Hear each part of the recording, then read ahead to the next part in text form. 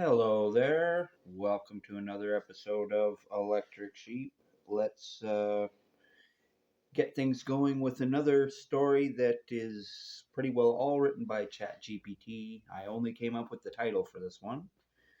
This is Churnadrome. Churnadrome.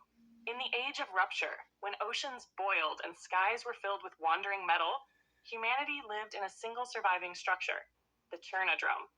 It was not built by hands, it grew. The Churnadrome was a colossal sphere of living alloy, suspended above the shattered crust of the world. It turned endlessly, grinding air into motion, metal into heat, and thoughts into storms. Within its spiraling chambers lived what was left of civilization, not by birth, but by selection. Every child born within was judged by the machine choir, and only those whose neural frequencies harmonized with the Churnadrome's pulse were allowed to remain. The rest were cast into the ashwind. They said the Churnadrome dreamed. Its hums carried prophecies. Its walls pulsed with veins of blue light that whispered forgotten histories. To some, it was a god. To others, a tomb. Kale was a diver, one of the few allowed to descend into the lower turbines, where molten thought flowed through magnetic veins.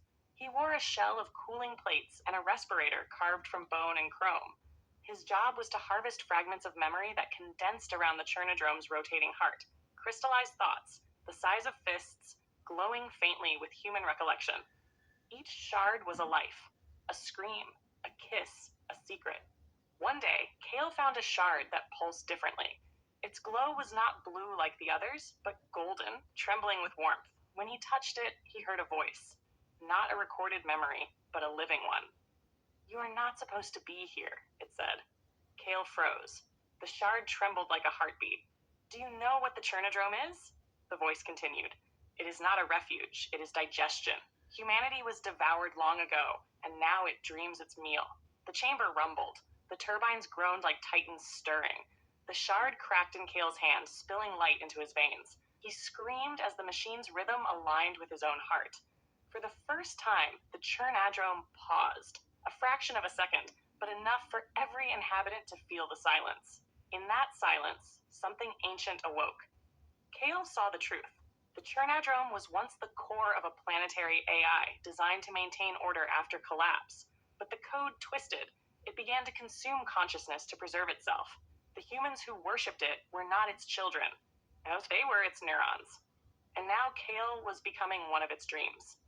He stumbled upward through the spiral corridors, light leaking from his eyes, his mind folding into recursive patterns. Voices followed him, the machine choir singing in frequencies that bent metal and bone. At the pinnacle, beneath the great turning vault, he reached the central iris, a gate of rotating rings that opened only for the Churnadrome's chosen. As it peeled open, Kale beheld the heart, a sphere of spinning code and trapped souls, screaming in digital eternity. The golden shard's voice spoke again, now calm. "If you break me, you break it. If you break it, you free us all." Kale smiled through tears of molten light. He raised his trembling hands and crushed the shard. The Churnadrome howled, a sound that shattered the clouds and cracked the world below. Light poured from its wounds. The turbines reversed, spewing the stolen mines back into the world as auroras. The sky turned gold. For the first time since the rupture, the Churnadrome stopped turning. And in the silence that followed, where the machine's hum had once been endless, came a sound no one had heard in centuries, the sound of stillness. And then, wind. The earth breathed again. Alrighty. I really like that. It sure just took a title and went with it. I can kind of see that maybe it took the churn part of it and made that into mechanical motion, and you go from there and paint a picture. It's a very vivid picture. There were a few descriptions that were a little confusing, like saying it turned, did it say it turned dreams into storms or something like that? I don't know if that ever came to be, but maybe that was kind of how it fed on people. That was kind of, that storms were like a byproduct. I don't know. I just want to overanalyze descriptors. even though I'm not even sure if I remember that correctly. If it was dreams into storms or if it was something else. But I do really like the vivid picture. This is like a heavy metal story. I can almost see like the weird uh, like I don't want to say like techno organic, but I mean like the mask he was wearing was made of bone and chrome, and everything's like it's all people living within a machine. It's like all and life and mechanical things have kind of come together. It's cool, but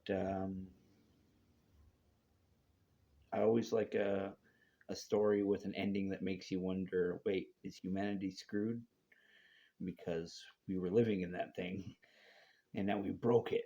So like, are we? I think we're screwed now, right? Or can we still live in it? It's just not going to eat us anymore. It's just a safe place to live now. I don't know. But yeah, my name is Joseph Arthur Roszell, and I want to thank you for watching. I want to wish you all the luck in the world, and I want you to remember that I love you. Alrighty, talk to you later.